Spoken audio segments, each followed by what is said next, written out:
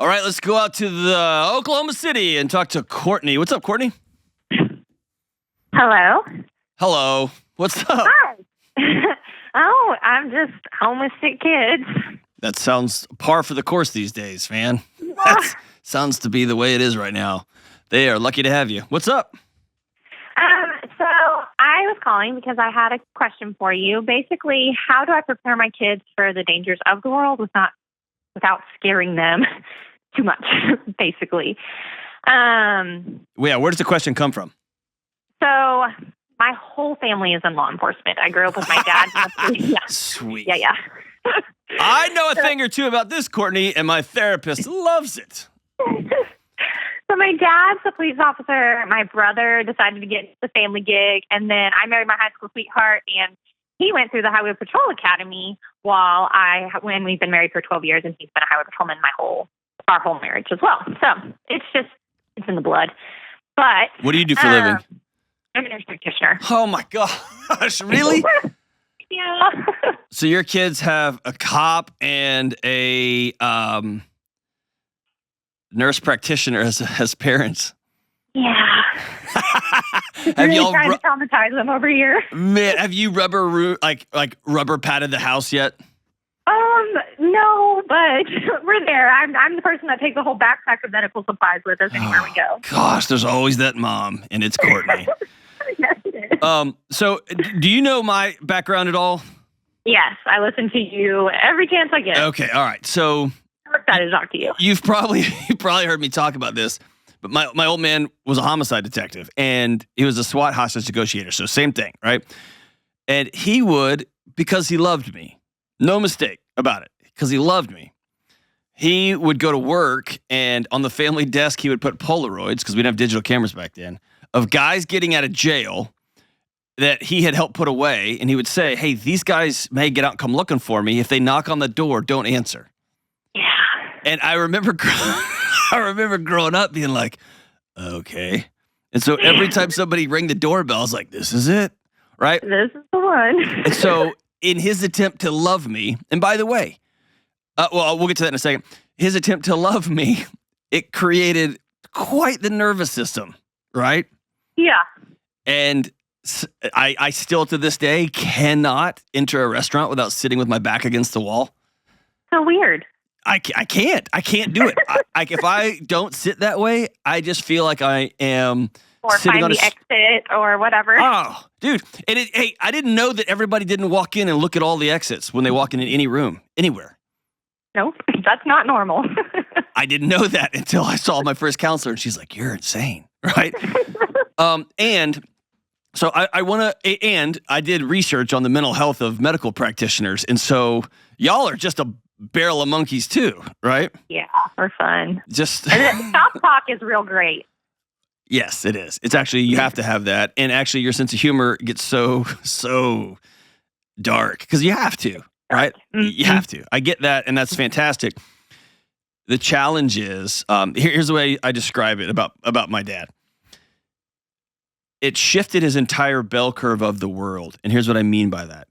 You and me, Courtney, we're in Oklahoma City. We're walking down a dark alley and we're heading to an opera together.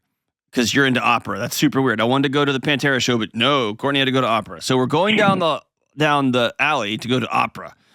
And another person is walking towards us. 999 times out of 1,000, they just walk by us. Mm-hmm. 999th time, they're like, hey, I got 2 front row seats to the opera. Do y'all want them? And we're like, yeah, that would be great. And then the 1,000th time, they pull out a hatchet and chop me and you up in little pieces, right? Yeah. Mm-hmm. My dad's job, 100% of his life, was that thing that never happens to anybody. Because it's not if, it's when. That's correct. And so I got a ticket the other day because I was driving way too fast. And the guy pulled me over. I smiled. He caught me. I was breaking the law. I handed him my stuff. I was like, well done, man. And he looked at me kind of weird, and I go, I was going way too fast. I know that. You know that. And he smiled, went back, wrote me a ticket, and I was on my way. Mm-hmm. And that's the majority of the interactions. But your husband has seen all the training videos, and he's been involved in a few. And his shop talk is that one time it happened to that guy and that one time it happened to that guy and suddenly it's happening to all of us, right? Yeah. How old are your kids? 8, 5, and almost 2. Oh, geez, Louise, on a stick. Okay. So I'm going to tell you how it's happened, how I've tried to, the way I'm trying to do it right now. Okay. And you can just take this for what this is. 2 big phrases. Well, actually, one phrase. There's the share, don't scare. Have you heard that statement? Yes. Okay. I do think that if you have a police officer as a dad, as a highway patrolman, and a nurse practitioner as a mom, you get a really unique, beautiful, powerful insight into how the world works and things that could happen. And I think that's actually really amazing. And it would be a tragedy to hide that from your kids. Yeah. The other side of that is there is, hey, any number of 12 guys who are getting out of jail might murder you. Hashtag just saying. There's that. Or there is, hey, we don't answer the door when mom and dad are gone. We just don't do that. Daddy works with really scary people. Mom helps people who have had really scary things happen to them. We just don't open the door for people, period. And there's a big difference there. Here's another example with my 13-year-old son. I talk about this all the time. We go to Waffle House. What I don't talk about enough, and I probably should, is we have a 911 rule. Me and my wife, me and my kids, that they know if I say, hey, this is 911, walk out that door right now. There's no questions, there's no talking, there's no anything. They head out that door. And I had that recently. Somebody came in and they were methed out of their minds. And it was enough that I went, oh, this ends badly for everybody in this tiny little restaurant. And I looked at my son and said, this is a 911 moment. If I tell you to go into the kitchen and walk out that back door, don't ask any questions, you walk out that back door. And he said, yes, sir. And I thought we had a moment, and I said, this is 911, head out the front door, go. And dude, to his credit, he got up and just started heading out the door. And as he headed out the door, of course, the guy got up to kind of cut us off a little bit. And that allowed me to intervene, and I gently intervened, and he didn't have the money to pay for his food, and I paid for his food, and I said, hey, it happens to all of us. I think it's time for us to go. And it ended very peacefully. Yeah. And then I was able to debrief that. But what I had in place was not, hey, those guys at those restaurants are going to kill you. So that my son walks in and scans every restaurant. And also, I put him in a position and probably not the best place to take your kid, right? And I took him there because I feel comfortable, I feel safe, and I've got a plan with him. And then we debriefed, and that was the important part on the back end. Hey, you saw this thing. I want you to know, like, here's why I did what I did. Here's what I would have done if this had gotten sideways. And I'm so proud of you because the smartest thing you could do is take yourself out of the situation, not try to be John Wick, right? You see what I'm saying? Like, it's coming up with a plan on the back end. And I think it's okay to say they're scary people. If something happened, I was going to say, if something happened that you were like, oh, no. Well, I also have had a legit stalker. And so, like, I'm always like, lock the doors, shut the house, like, put the alarm on. And I think that I've put the fear of that situation, even though he's not around right now, onto my kids, too. And so I don't want them to be fearful, like, there's the boogeyman behind us. But at the same time, like, be safe. And the reason I brought this up was because I heard my 8-year-old saying something to my 5-year-old that I was like, oh, I did that to you. I'm so sorry. What was it? I can't remember the specifics, but it was just like, we have to make sure that the alarm's on. We have to make sure that the doors are locked, and we have to be beside mom all the time at the restaurant. Like, he was very specific on, like, all the rules that I have. And I just don't want her to have that dampness on the world. Yeah. The glass is, the dark glass is on that me and my husband do. Yes. Because she's just a kid. But I don't want to minimize that y'all also have the light too. And I think whenever I work with police officers and I work with police groups and I work with medical professionals and med students, I always want to make sure they don't miss the light because they see that too. Yeah. Because you've seen some insane recoveries.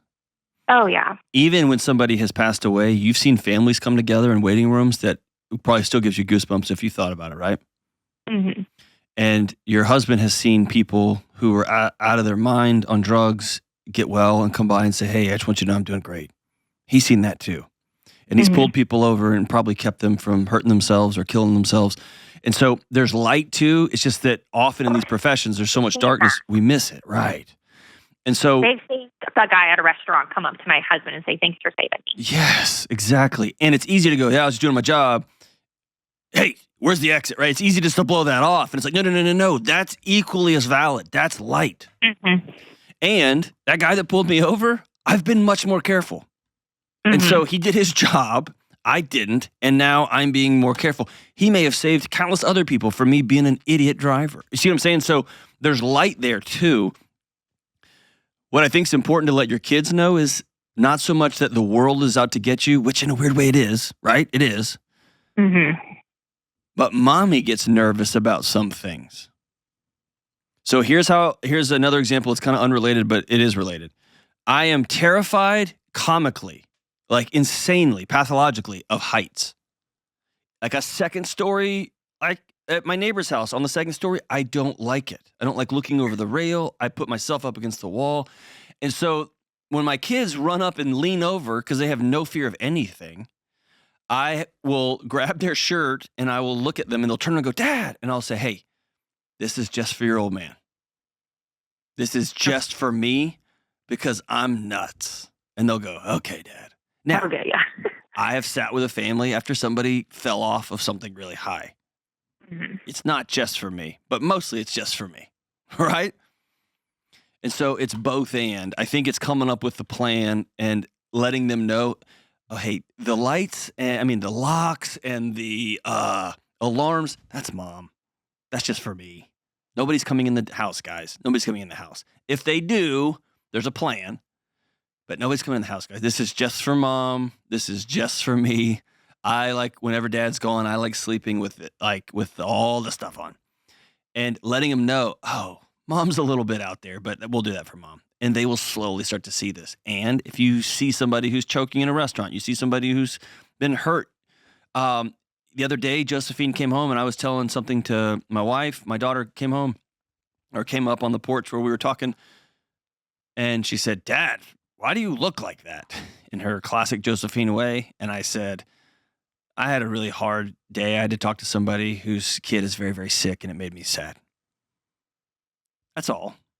I didn't tell them that somebody that I care about and love's kid has cancer and it's terminal and it's scary. I just said somebody's got a kid and is sick and it made me very, very sad because I don't think kids are supposed to get sick like that. And she crawled up in my lap. And so she knows. I told her. She knows. And also, I never once expressed that Dad's out of control. And number two, I let her know, like, I got emotions and I get sad too. But I don't want her wearing the emotions of my house. And I think you had that experience with your kids. Like, hey, we got to lock this thing up. They're starting to absorb the fear and the fear is becoming theirs, not yours. And I think it's important to take ownership of that fear back. And all police officers, all nurses, all doctors, everybody, I think it's always going to be a tension between my kids got to know, they got to know what it's like out there. And also not over explaining things before they're ready to hear them, right? And that's a scary place to be, but that's the world we're in. And I'll just end the call with this. Thank you. Thank you and your husband for pulling over idiots like me who are driving too fast, for helping save people's lives on the side of the road, for showing up to the medical profession, which has been just a dumpster fire over the last few years. Thank y'all. Thank y'all. Thank y'all. Thank y'all. Thank y'all. And I know you want to get this one perfect too. Get this one perfect too. Your kids are resilient and they're going to be tough and they're going to have their issues because Dad was a cop and Mom was a medical professional. And also, man, they won the lottery with you too. It's amazing.